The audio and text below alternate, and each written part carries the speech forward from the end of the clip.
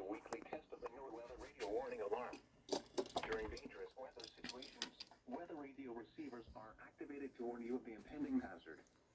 A test of the system is conducted every Wednesday between 11:15 a.m. and noon.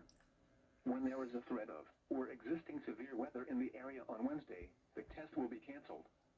The warning alarm is activated for short-fused weather watches and warnings affecting Michigan's northern lower peninsula, the eastern upper peninsula, and the adjacent coastal waters of the Great Lakes, including Whitefish Bay, Saginaw Bay, and the St. Mary's River system.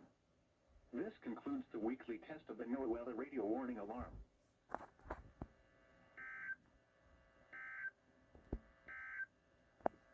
Here are the marine observations.